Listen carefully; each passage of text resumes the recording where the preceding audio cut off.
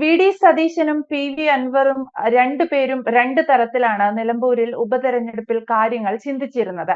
പക്ഷേ വിജയിച്ചില്ലെങ്കിൽ പോലും P V Anwar എന്താണോ ഉദ്ദേശിച്ചത് അത് നിലമ്പൂരിൽ നടപ്പിലായി എന്നുള്ളതാണ്. കാരണം വോട്ട് ഒരു പരിധിവരെ സി പി എമ്മിന് ലഭിക്കേണ്ടിയിരുന്ന വോട്ടുകളൊക്കെ പിടിച്ചെടുക്കാൻ പി വി അൻവറിന് സാധിച്ചിട്ടുണ്ട്. അതേപോലെ വി ഡി സതീശന്റെ നേതൃത്വത്തിൽ യു ഡി എഫ് നിലമ്പൂരിൽ നന്നായി പ്രവർത്തിച്ചു എന്ന് തന്നെ വേണം കരുതാൻ.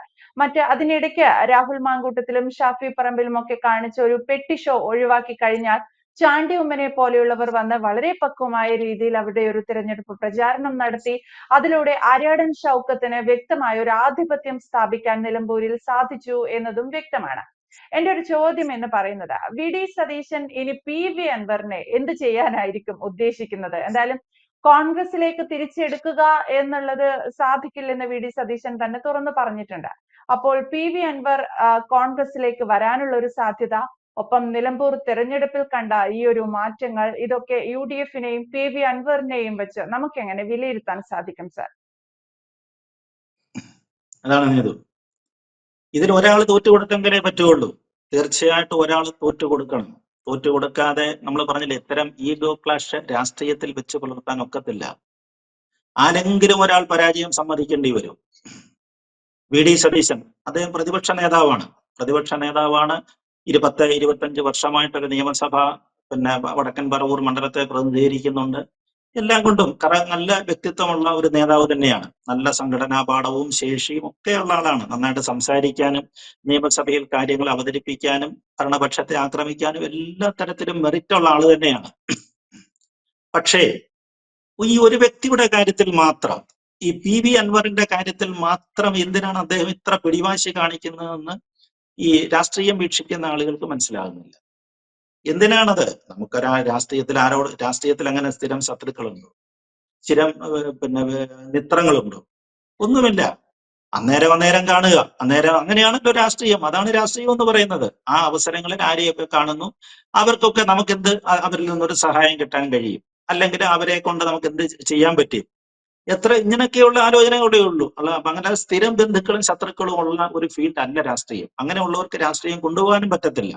ഫ്ലെക്സിബിലിറ്റിയാണ്, വഴങ്ങണം. ആ വഴക്കമാണ്, മെയ് വഴക്കം എന്നൊക്കെ പറയുന്ന ആ വഴക്കമാണ് രാഷ്ട്രീയത്തിൽ ആവശ്യമുള്ളത്.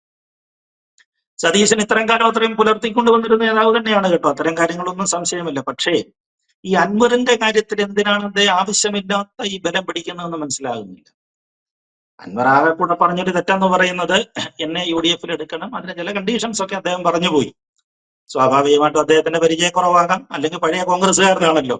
പഴയ കോൺഗ്രസ്സുകാരനായതുകൊണ്ട് കോൺഗ്രസിനോട് സ്വാതന്ത്ര്യത്തോടെ പറയാൻ പറ്റും എന്നൊക്കെ വിചാരിച്ച് അദ്ദേഹം പറഞ്ഞു പോയതായിരിക്കാം. എന്ന് കരുതി അത് ആജീവനാന്തം, അല്ലെങ്കിൽ അങ്ങനെ രാഷ്ട്രീയത്തിൽ ഇങ്ങനെ തുടർന്നു വരുന്ന ദിവസങ്ങളിലെല്ലാം അത് കൊണ്ടുപോകേണ്ട കാര്യമുണ്ടോ? അദ്ദേഹം പ്രതിപക്ഷ നേതാവ് എന്നുള്ള നിലയിൽ അദ്ദേഹം ആലോചിക്കേണ്ട കാര്യമാണ്. അദ്ദേഹത്തിന് ഈ പറഞ്ഞതുപോലെ നമ്മൾ പറയുന്നത് സൂപ്പർ പവർ ഒന്നുമില്ല കേരള രാഷ്ട്രീയത്തിൽ, അല്ലെങ്കിൽ കെ പി സി സിയിൽ അങ്ങനെ ഒരു സൂപ്പർ പവർ ഉള്ള ഒരാളല്ല അദ്ദേഹം. നിയമസഭാ കക്ഷിയുടെ നേതാവാണ് എന്നുള്ളതേ ഉള്ളൂ. കെ പി സി സി അധ്യക്ഷൻ പറയുന്നില്ലല്ലോ. അല്ലെ കെ പി സി സിയുടെ മുതിർന്ന, അതിനകത്തിലുള്ള വളരെ മുതിർന്ന ആളുകളുണ്ട്, മുൻ അധ്യക്ഷന്മാരായിട്ടിരുന്നവരും ഇപ്പൊ എ സി സിയിലും വർക്കിംഗ് കമ്മിറ്റിയിലും ഉള്ള ആളുകളുണ്ടല്ലോ. അവരാർക്കും ഇല്ലാത്തൊരു വൈരാഗ്യം എന്തുകൊണ്ടാണ് സതീശൻ ഈ അൻവറിനോട് വരുന്നതെന്നുള്ളതാണ് മനസ്സിലാകാത്ത കാര്യം. അപ്പൊ രണ്ടു തരത്തിലാണ് ആളുകൾ പറയുന്നത്. അൻവർ പാർട്ടിയെ ഹൈജാക്ക് ചെയ്യാനായിട്ട് വന്നു. ആ സമയത്ത് അങ്ങനെ ആരെ വിട്ടുകൊടുക്കാനൊക്കത്തില്ല, പാർട്ടിയാണ് വലുത്. ശരിയാണ്, അങ്ങനെ പറയുകയാണെങ്കിൽ പ്രതിപക്ഷ നേതാവ് പറഞ്ഞ കാര്യം ശരിയാണ്, സമ്മതിച്ചു കൊടുക്കാം നമുക്ക്. പക്ഷെ അതല്ലാതെ വന്നു കഴിഞ്ഞാൽ അദ്ദേഹത്തിന് മേൽ വരാവുന്ന മറ്റൊരു ആരോപണം എന്ന് പറയുന്നത് അൻവറിനോട് വല്ല വ്യക്തി വൈരാഗ്യം അതുണ്ടല്ലോ. നമ്മൾ രാഷ്ട്രീയത്തിൽ അത് ഇല്ലെന്ന് പറയാനൊക്കത്തില്ല, അതിനെ ഇരുട്ടാക്കാനൊക്കുകയില്ല. കേരള നിയമസഭയിലെ പ്രതിപക്ഷ നേതാവ് ശ്രീ വി ഡി സതീശനെതിരെ അതിശക്തമായ ആരോപണമാണ് അന്ന് ഉന്നയിച്ചത്. അൻവറാണ് ഉന്നയിച്ചത്.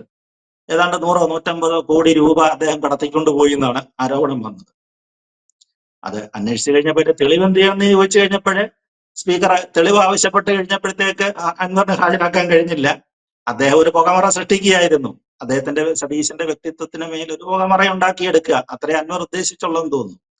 അത് പിന്നെ കേസും വഴക്കമൊന്നും ആയില്ല. കാരണം നിയമസഭയ്ക്ക് അകത്ത് വെച്ചുള്ള ആരോപണമായതുകൊണ്ടും നിയമസഭയുടെ പരിരക്ഷ ഉള്ളത് കൊണ്ടും, രണ്ടുപേർക്കും പരിരക്ഷ ഉള്ളത് കൊണ്ടും ആയിരിക്കാം അത് പുറത്ത് കേസിലേക്കൊന്നും പോയില്ല. പക്ഷേ സതീശൻ അത് വലിയ ക്ഷീണമായി പോയി. അദ്ദേഹത്തിനെ വ്യക്തിപരമായിട്ട് അങ്ങനെ ആക്ഷേപിച്ചു, പുറത്തൊക്കെ വെല്ലുവിളിച്ചു, തെളിയിക്കാനൊന്നും പറ്റിയില്ല എന്നൊക്കെ പറഞ്ഞെങ്കിലും വ്യക്തിപരമായിട്ട് ഒരു വലിയ ക്ഷീണമായി പോയി. അത് അൻവറിന്റെ ഭാഗത്തുനിന്നുണ്ടായ വലിയൊരു പിഴവ് തന്നെയാണ്. ഒരുപക്ഷെ അതാകാണോ ആ വൈരാഗ്യം ഇപ്പോഴും അദ്ദേഹം മനസ്സിൽ സൂക്ഷിച്ചിരിക്കുകയാണോ എന്താണെന്ന് അറിഞ്ഞുകൂടാ. പക്ഷേ UDF-ന്റെ നേതാക്കന്മാരൊക്കെ പറയും, നോക്കൂ, അവർ വളരെ പാകതയോടാണ് സംസാരിക്കുന്നത്. UDF-ലുള്ള ഇപ്പം സീനിയർ MLA-മാരായിട്ടുള്ള പിന്നെ രമേശ് ചെന്നിത്തല, അല്ലെങ്കിൽ ശ്രീ PK കുഞ്ഞാലിക്കുട്ടി, ലീഗിന്റെ മറ്റ് നേതാക്കന്മാർ, അവരൊക്കെ പറയുന്ന അഭിപ്രായങ്ങൾ ശ്രദ്ധിച്ചേ. അവർ കൃത്യമായിട്ട് പറയുന്നുണ്ട്, 20,000 വോട്ടാണ് ഒരു മണ്ഡലത്തിൽ നിന്ന് പിടിച്ചിരിക്കുന്നത്. നമ്മള് എന്തൊക്കെ പറഞ്ഞു കഴിഞ്ഞാൽ ഒരു സംശയം ചോദിച്ചോട്ടെ, ഒറ്റയ്ക്ക് ഒരു അസംബ്ലി മണ്ഡലത്തിൽ മത്സരിച്ചിട്ട്, മറ്റാരുടെയും പിന്തുണയില്ലാതെ ഒറ്റയ്ക്കൊരാൾ മത്സരിച്ചിട്ട് 20,000-ൽ പരം 1.1 ലക്ഷം വോട്ട് പോൾ ചെയ്തിടത്തു നിന്ന് 20,000 വോട്ട് ഒരു വ്യക്തി പിടിച്ചാൽ അയാൾ മോശക്കാരനാണോ? എനിക്ക് തോന്നുന്നില്ല അങ്ങനെ ഒരു വ്യക്തി മോശക്കാരനാണെന്ന് തോന്നുന്നില്ല. ജനസ്വാധീനമുള്ള ആൾ തന്നെയാണത്, തീർച്ചയായിട്ടും. ഇതിനെക്കാട്ടിൽ അൻവർ 9 വർഷമേ MLA ആയിട്ടിരുന്നുണ്ടുള്ളൂ. അതിന്റെ എത്രയോ ഇരട്ടി വർഷം MLA ആയിട്ടിരുന്ന ആളുകൾ റിബലായിട്ടൊക്കെ മത്സരിച്ചിട്ടുണ്ട്. അവർക്കൊക്കെ കിട്ടിയ കണക്ക് നമുക്കറിയാം. എത്ര 5,000-ൽ താഴെ വോട്ടുകളൊക്കെ ആയിട്ടാണ് അവര് മാറിപ്പോയിട്ടുള്ളത്. ആ സ്ഥാനത്താണ് അൻവർ ഇത്ര വോട്ട് പിടിച്ചിരിക്കുന്നത്. ഇതിനെ നമുക്ക് ഒരു തരത്തിലും അതിനെ കുറ്റപ്പെടുത്താനൊക്കത്തില്ല. അൻവറിന്റെ ആ സ്വാധീനത്തെ നമുക്ക് കുറച്ച് കാണാനേ സാധിക്കുകയില്ല. അങ്ങനെയാണ് ഇപ്പൊ പ്രതിപക്ഷ നേതാവ് പറയുന്നത് എന്താണ്, എന്നിട്ട് ഞങ്ങൾ ജയിച്ചില്ലേ എന്നാണ് പറയുന്നത്. ശരിയാണ്, അൻവറിന്റെ വോട്ടുകളാണോ ജയിപ്പിച്ചത്? അത് അദ്ദേഹം പറയുന്നില്ല. അൻവർ പിടിച്ചു മാറ്റിയ വോട്ടുകളാണോ ജയിപ്പിച്ചതെന്ന് അദ്ദേഹം പറയുന്നില്ല. UDF-ന്റെ വോട്ടുകളിലും കാര്യമായ വർധനം ഉണ്ടായിട്ടില്ല. ശ്രദ്ധിച്ചു നോക്കുക, പഴയ ചരിത്രങ്ങളൊക്കെ എടുത്തു നോക്കുക, പഴയ കണക്കുകളൊക്കെ എടുത്തു നോക്കുക. UDF-ന്റെ വോട്ടിലും വലിയ കാര്യമായ വർധനവ് വന്നിട്ടില്ല. ഇന്ത്യൻ യൂണിയൻ മുസ്ലിം ലീഗ് ഇത്രയേറെ ആത്മാർത്ഥമായിട്ട് സഹായിച്ചിട്ടും വലിയ വർധനവൊന്നും ഇവിടെ കാണിച്ചിട്ടില്ല. പോളിംഗിൽ വലിയ വ്യത്യാസമൊന്നും വന്നിട്ടില്ലല്ലോ. അപ്പൊ പ്രതിപക്ഷ നേതാവ് പറയുന്നത്, ഞാൻ കുറെ തെരഞ്ഞെടുപ്പുകൾ ജയിപ്പിച്ചിട്ടുണ്ട്, ഞാൻ ഒറ്റയ്ക്കാണ്, എന്റെ ഒരു നേതൃത്വത്തില്, ഒറ്റയ്ക്കെന്നല്ല, എന്റെ ഒരു നേതൃത്വത്തിന്റെ പാടവം കൊണ്ടാണ് അത് തെളിയിച്ചെന്ന് പറയുന്നു.